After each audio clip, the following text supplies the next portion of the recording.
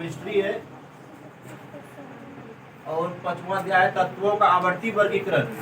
पहला प्रश्न है आवर्त सारणी को कितने ब्लॉकों में बांटा गया। पहले जो आवर्त सारणी के बारे में पढ़ा दिए हैं, कितना तत्व किसके बारे में आता है, ठीक है ना।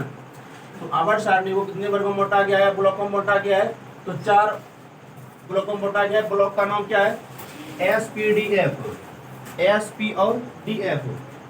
पहला एस ब्लॉक में कौन कौन से तत्व आते हैं और क्या कहलाते हैं। तो एस ब्लॉक वर्ग 1 और 2 वाले तत्व एस ब्लॉक कहलाते हैं। तो प्रश्न आएगा एस ब्लॉक में कौन सा तत्व आते हैं, तो वर्ग 1 और 2 के तत्व आते हैं।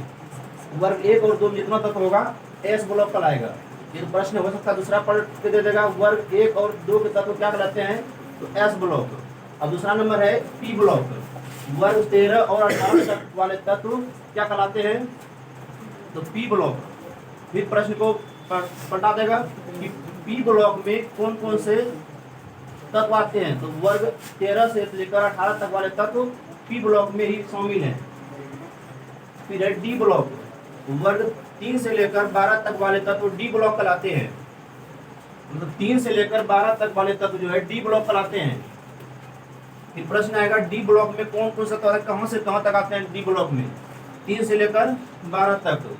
फिर एफ ब्लॉक, आवर्त सारणी के नीचे 2 कतारें लेंथेनाइट्स और एक्टिनाइट्स एफ ब्लॉक में आते हैं। इसमें ब्लॉक सारणी जो आवर्त सारणी पहले पढ़ा चुके हैं, उसके नीचे जो है 2 था लेंथेनाइट्स और एक्टिनाइट्स, ये नीचे दिया गया है सारणी के नीचे, आवर्त सारणी के नीचे, वो जो है एफ ब्लॉक में आते हैं।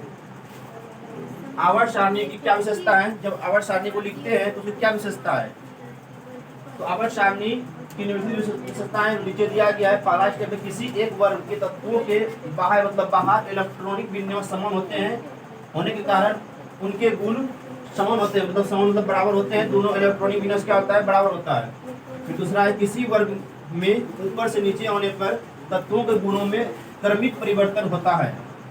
इसका कारण है कि परमाणु के नाभिक और उसके बाहर संयोजित इलेक्ट्रॉनों के बीच आकर्षण में क्रमिक रूप से परिवर्तन होता है। इसके बाद हम पढ़ाएंगे इलेक्ट्रॉनिक विन्यास।